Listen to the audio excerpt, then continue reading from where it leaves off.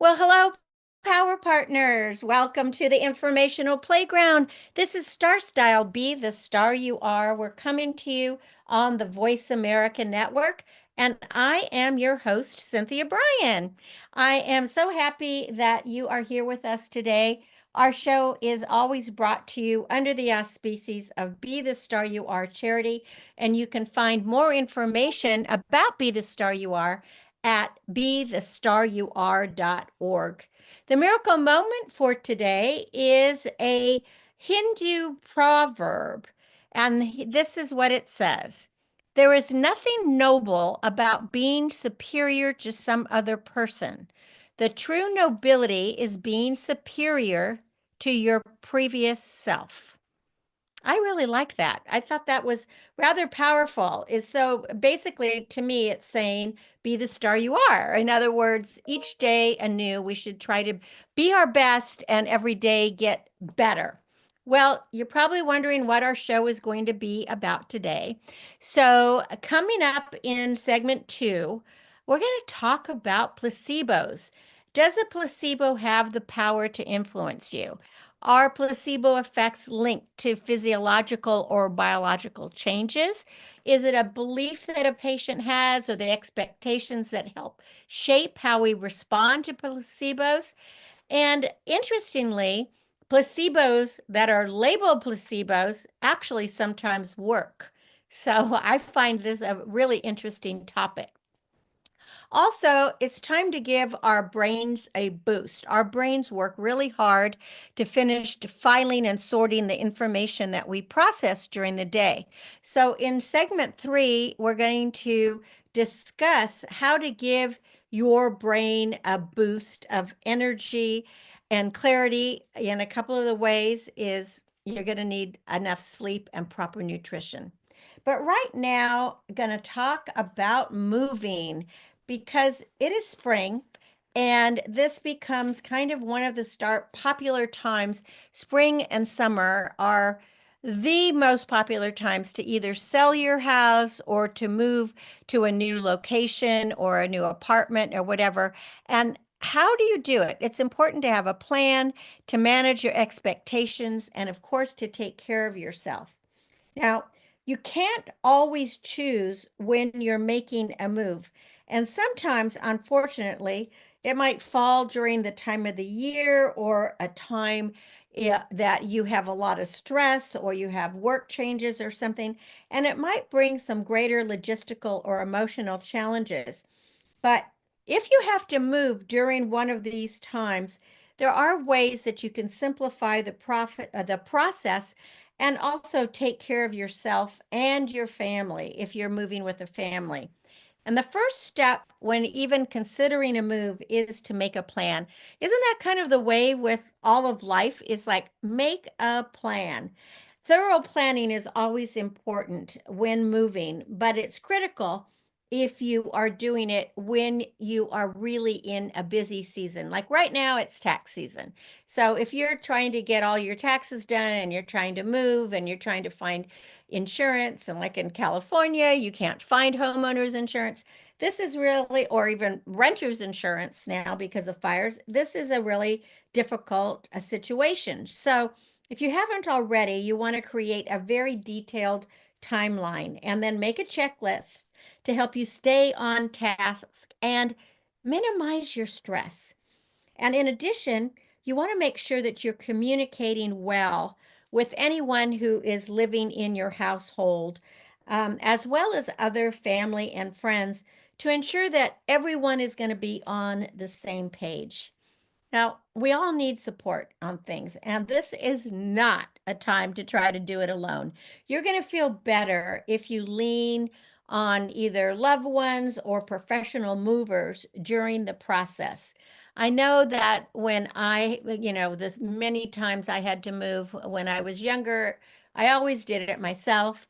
I got boxes from, the local grocery store that they were trying to get rid of their boxes, and I took the boxes and loaded and taped them and rented a U-Haul and made several trips and all that. It's a lot of work and very exhausting. But if someone asks if they can help, tell them Yes, please. And start to delegate tasks and accept assistance. And that literally will help lighten your load. And of course, you can always hire professionals during this process. And when you do hire a professional, I think you will find that your life will be a lot less anxious and your back won't hurt so much. It might cost a little from your pocketbook, but you're going to feel a lot better. So, depending on what your financial situation is, look into hiring someone, or at least you might want to just get some help from some local teens or college kids that are looking for some extra cash. The next step is to manage expectations. Understand that moving during any time of the year is going to come with challenges and disruptions. So you want to set realistic expectations. You need to be flexible with your plans and go into the process knowing that what you're doing may not look like Americana. It may not look like the typical move. I mean, if your company is paying for your move, that's a different story. I never had a company pay for any move that I had. So it was always up to me. So if you're in that boat, it is much more of a challenge. But just know that everything will eventually get done if you keep your eye on the end goal. And that brings me to the next step that's very important, and that is to maintain some self-care. This is the time to prioritize taking good care of yourself. It's easy to say, "Oh, I'm not going to exercise or meditate or take any time to relax." But those aren't indulgences. Those are actually necessary for managing your mental, your physical, and your emotional well-being. And as I said at the beginning, if your back is hurting or you're feeling, your muscles are tired, you got to give them a break because you don't want to do a strain that is going to, cost some hospital bills or even take much longer for you to recover. Celebrate the small victories. This is another tip. Don't forget that you need to enjoy this time, look forward to where your next move is going to be, whether it's a new location, like a new state or a new city, or even if it's just a new apartment or it could be a new community. You want to make your moving process more fun by celebrating little small milestones and achievements along the way. I mean, like if you just pack up a room and you have completed it and you've cleaned it all out, celebrate that because that is a big deal. I know when I had to move my office, I had been in there like I think it was 35 years, and I love that office so much. I had a creek running by it, and a garden and benches sitting outside. I had a fireplace in my main office. I mean, it was so cozy. And I just, everyone that came to my office felt like, they were in a special, I don't know, a real cozy, wonderful, enriching, empowering place. And moving was really hard, and it took me like a month to get everything packed up. But I did celebrate every day that I did something little. And I also acknowledged the past and, like gave myself a cheer for all the years that I had been there. So acknowledge your process and give yourself and your friends or your family or your colleagues, if you're moving offices like I did, a moral boost by sharing the positivity, and that'll keep everybody motivated. So now you also want to stay organized with how much you have going on. I mean, moving is incredibly stressful. It is expensive and it is a real task on your body. You need to save yourself time to stay very organized. You want to label your boxes clearly and carefully and set aside a bin for essential first night items if you are actually moving, to that new house, new apartment, wherever, or, make a suitcase or something for yourself so that you know where things are. I mean, like just having to have a coffee maker if you like coffee, or, a a pot that will heat water, anything that is important to you. Also, keep a moving binder and detailed notes. And I like to keep printed notes, but you could also keep them on your phone or your computer. But I like to have them printed just because wherever you're going, you may not have internet at that time. You might not have that set up yet. So also keep your copies of your important documents with you. Don't pack those up and send them with a mover. You don't want those to get lost. Another a tip is you want to create a sense of normalcy. If you are moving, at a time that is hard on your family, it might be spring break that you have to move, or is it summer and you really want to go on vacation? You still want to maintain any traditions or holidays that may happen. It could be Easter, it could be the 4th of July, it could be Memorial Day or Labor Day or whatever day that it is. So, depending on your timing, put out a few decorations in your old place to keep the spirit alive while you're packing up. And then you can take them with you and adorn your new space when you get there. I mean, even if it's not perfect or put together well, this can just help preserve some of that holiday spirit that you want for your kids or for yourself. And that really eases anxieties. And above all, prioritize quality time with those that you love to help keep perspective on what matters most. And what always matters most is going to be the people in your life. And remember, it takes time. I mean, it could take you, depending on how many things you have or how many rooms you have to move, it could take you a long time to get organized in your new place. But this is why you want to label everything very carefully so that you're not just opening a box and it's just random stuff. If you really label things that say kitchen, living room, office, children's bedroom, master bedroom, or toys, whatever, that will keep it much simpler. And again, practice gratitude. Take some time out of every day to reflect on all these new experiences and the happy outcomes that you've had and that you're going to have. And while your move probably is not going to be entirely perfect, I mean, nothing ever is, focus on the positive aspects. Like maybe wherever you're moving to is going to be a shorter commute, or you can have more opportunities, or you're going to be in closer proximity to good friends or to your family. Maybe you're going to have more space. Maybe you're going to have a bigger garden, or you're going to have a garden or maybe you'll have a backyard, or maybe there'll be just something really special about where you're going. You might have a balcony. Maybe you'll have a view.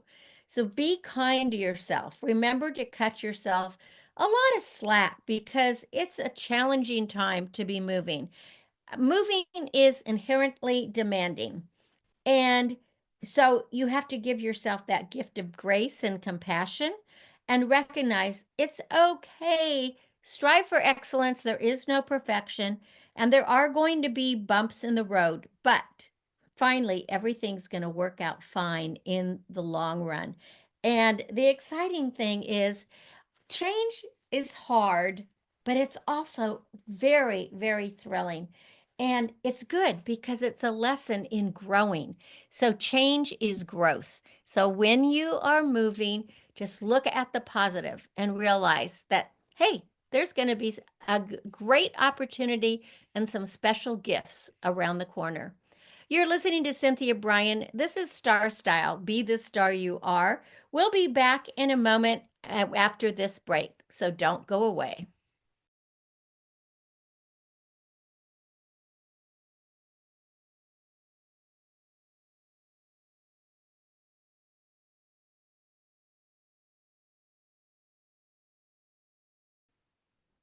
And we're back.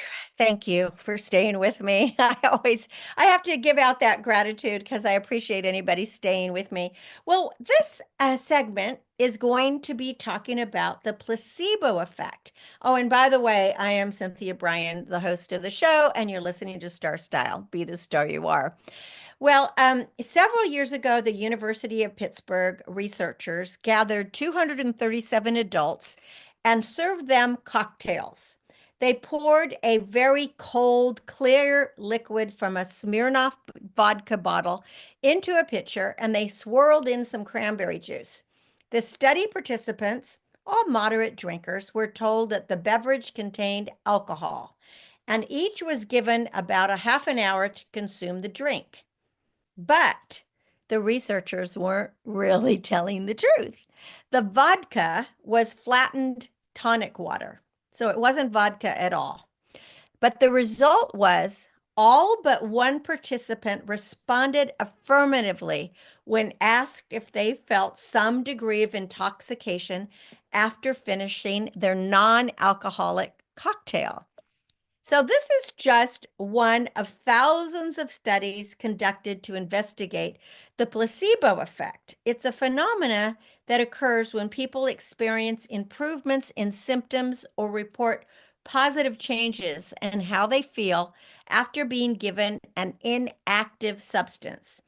And when negative changes occur, those are called the nocebo effect. I didn't know that. I always knew the placebo. And I just wanted to piggyback on that story, on that study, because I actually know a couple of people who they weren't participants in that study, but I do know some people who for years now have been given alcohol from a bottle that is labeled the particular tequila, and it literally is just it is just tonic water, and they think it's tequila, and so they drink it all day long and they think that it's fantastic. That's the placebo effect. So very interesting. So, internationally renowned placebo expert Luana Koaka, and she's a doctor. She's a PhD and MD, and she wanted to share her information about the placebo effect and how it can be used in healthcare today. She was really fascinated with placebos. It began early days when she was going through her neuroscience education, and she was involved in an experiment involving Parkinson's patients who had electrodes surgically implanted in their brains that allowed researchers to view their neuronal activity. Now, these patients have been receiving injections of a dopamine boosting drug designed to ease the Parkinson's symptoms. But while undergoing the surgery, they received an injection of a placebo, though they were told it was the real drug. And the symptom that this dopamine producing drug um, was supposed to ease was rigidity, where you just get really stiff. But the result with this placebo was the rigidity in the Parkinson's patients softened. Their brains displayed the exact same spike patterns associated with exposure to the actual medication. So they were just given a placebo. They all were told they were given this dopamine boosting drug, and all 100% of their rigidity softened. I mean, 100% of the people who took it, all of them had this softening. So the actual placebo worked. The takeaway was the patient's reinforced expectations can be just as powerful as the medication. I found this so fascinating. So, reinforced expectations refer to expectations associated with a prior therapeutic experience. And in this case, it was that exposure to a an injection that was supposed to make the dopamine, but it was really the injection of a placebo. And there's a lot of other placebo examples out there. There was a researcher at the University of Pennsylvania that found that 61% of study patients reported complete blockade of panic attacks after swallowing a sugar pill that was labeled Xanax. 61%. So it was just a sugar pill, but it was labeled Xanax, and so they thought they were taking Xanax, and their panic attacks disappeared. Osteoarthritis sufferers told German researchers that they experienced less knee pain after having an acupuncture needle inserted in points that didn't even correlate with knee pain.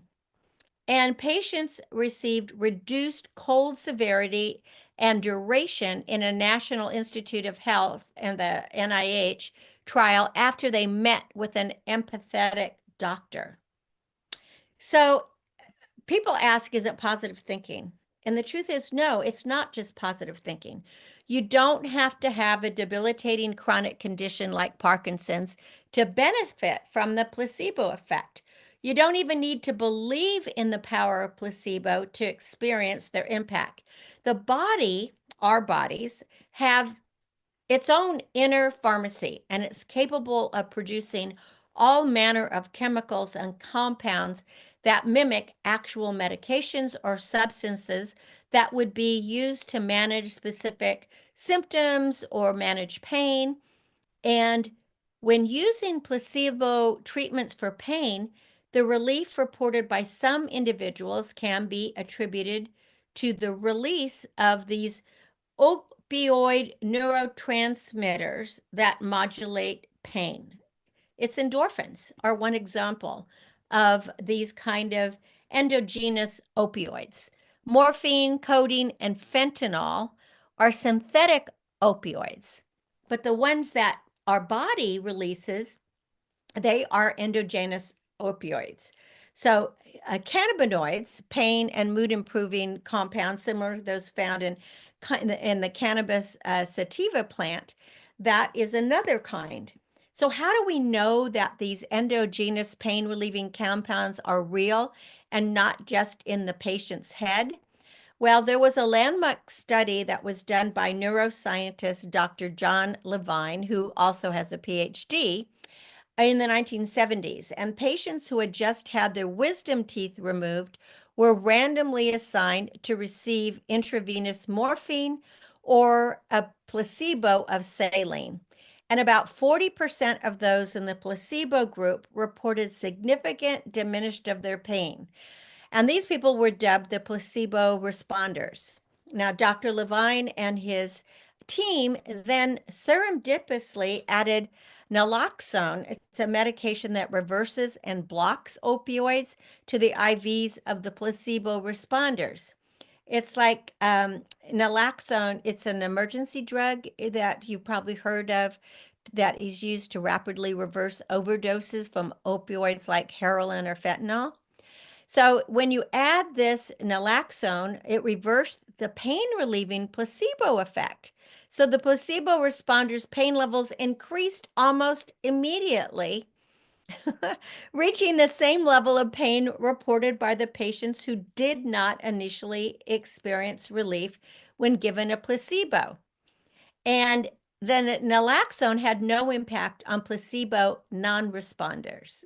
So it's so interesting. So the conclusion was that endogenous opioids largely govern placebo pain relief, indicating that patients aren't just tricking themselves into feeling better. You know, I wish I could get a placebo to work on my knee pain, but so far it hasn't worked. But mindset still matters, supposedly. So while placebo effects are linked to physiological and biological changes, a patient's belief and expectations can help shape how he or she responds to placebos. Factors like the following can all make a difference, potentially activating or dampening the brain changes described. So here's some questions. Does the individual think the treatment will be effective? Has he or she previously had a positive experience with the treatment? Has he or she seen other patients with the same conditions benefit from the treatment? And is she or he confident in the healthcare provider? So one familiar example of how expectations and previous experience influence biology, it's the Russian physiologist, like, the Ivan Pavlov's canine conditioning experience. So dogs naturally salivate when they see food. By repeatedly pairing food with the sound of a bell, what Pavlov did is he elicited the physiological response, a salivating, from dogs solely from the tinkling of the bell, even though no food was present. So it was the expectation that food was coming was sufficient to trigger the physical response. So what's a modern day example? A similar phenomenon drives the very human experience of our addiction to our smartphones. The ping of an incoming text triggers a boost of the neurochemical dopamine associated with pleasurable rewards. And then we quickly learn that looking at our phone feels good. And sooner versus later, we feel compelled to constantly check our phone with the hope of getting more of those dopamine hits. And that explains why in 2015, University of Pennsylvania study, chronic insomniac patients slept just as well as, regardless of whether they took a nightly pill containing Ambien or a nightly pill that they were told contained Ambien, but really didn't have any. So that's where, as I said earlier, placebos, labeled placebos, still can work. So that's an interesting concept that's gaining traction today. It's called open label placebos, or OLPS, in which patients receiving a placebo are specifically told, this is a placebo. Many researchers refer to OLPS because they eliminate ethical concerns over giving patients a placebo, which could compromise patients' trust in their provider or possibly even lead to medical harm in case they really needed the medication.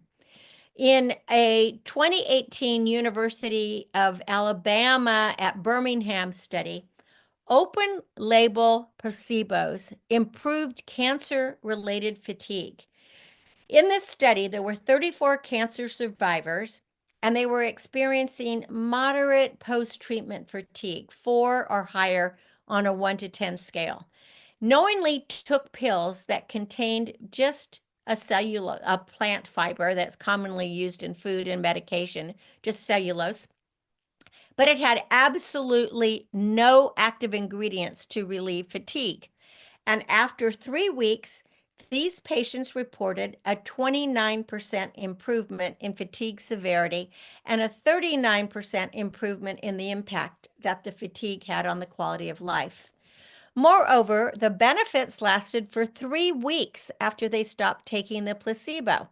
So the effects were so meaningful that some study participants asked if they could get more placebo pills. So it's really noteworthy that it didn't matter that the subjects believed in the placebo effect, meaning that it was the ritual of taking a pill, whether it had active ingredients or inert ingredients, that likely evoked the positive response. So the doctors say that OLPs have proven to have some degree of success for many conditions, including hot flashes, depression, migraines, chronic low back pain, allergies, irritable bowel syndrome, and probably more.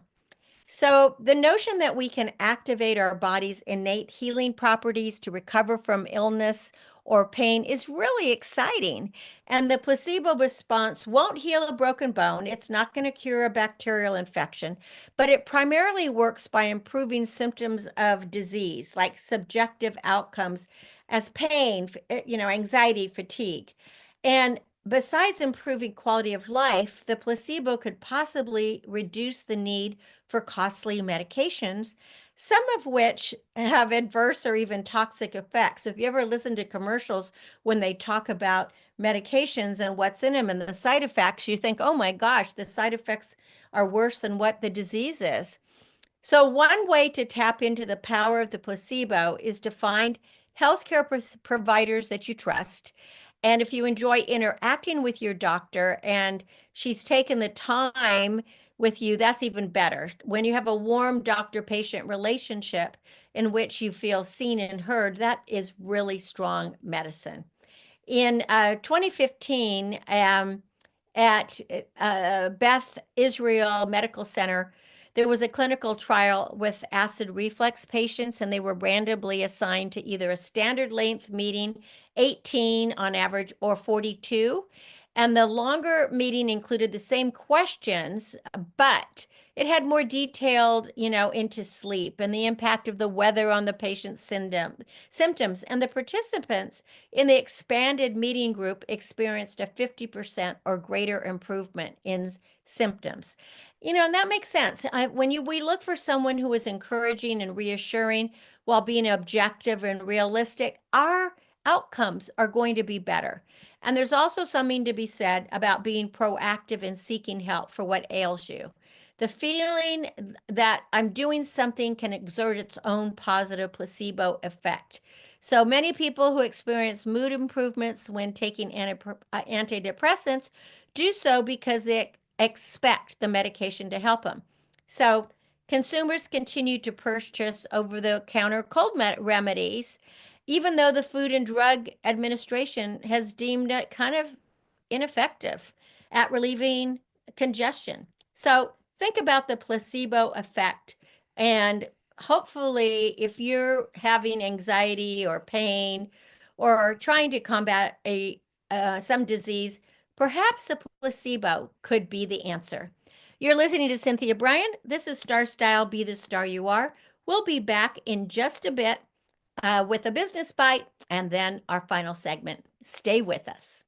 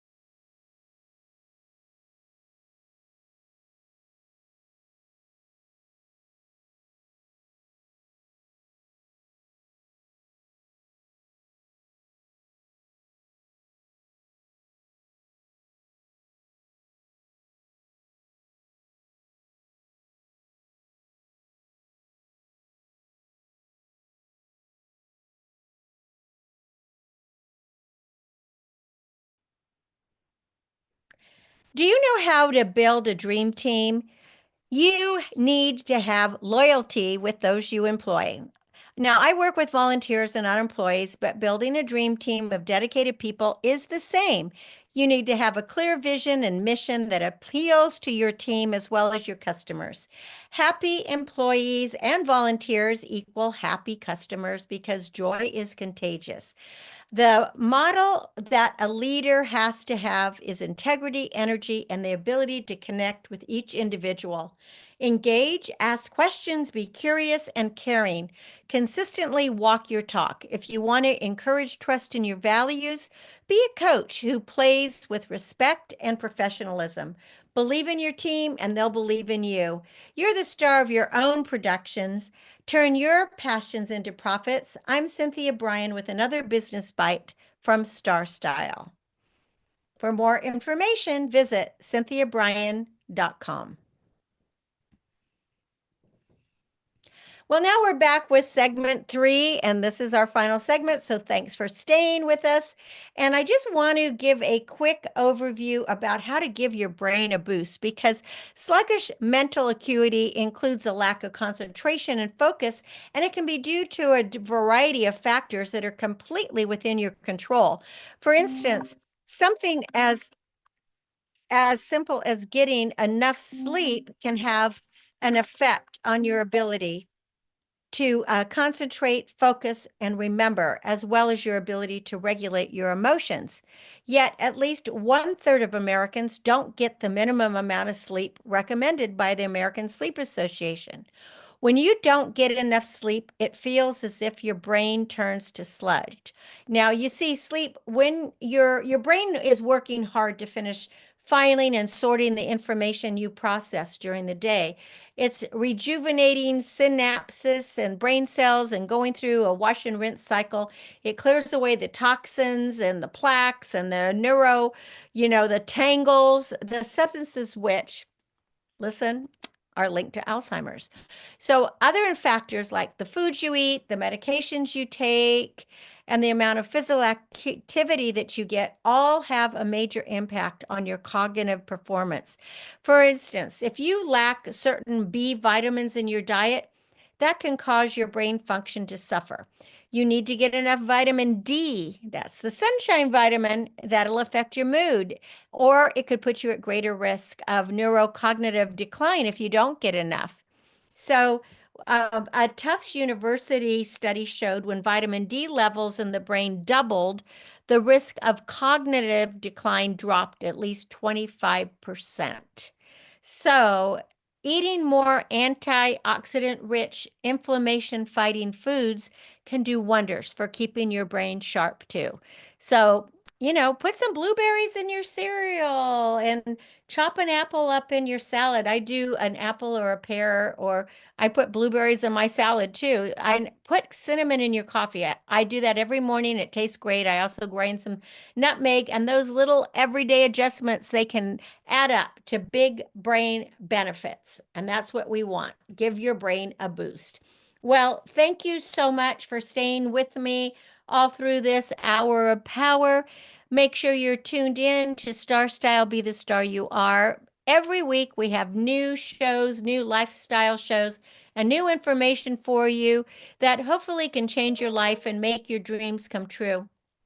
For more information about Star Style Productions, to purchase any of my books, visit cynthiabrian.com. For information or make a donation to Be the Star You Are charity that brings you this show, empowering women, families, and youth, visit bethestarur.org. My aim, as always, is to encourage, inspire, inform, amuse, and motivate. See beyond your physical being. Know you are already the star you dreamed of becoming. Cherish the past, dream of the future, and celebrate every moment of your life. And I hope you will read a book this week. I'm working on my next children's book, and it's all about facing your fears. So hopefully that will be out soon. Until next week, when we play again in the Star Style Playground, remember that love always wins, kindness always prevails, and smiles will keep us happy. This is Cynthia Brian, For Star Style, I thank you and encourage you to be your unapologetically authentic self. Go out into the world and shine.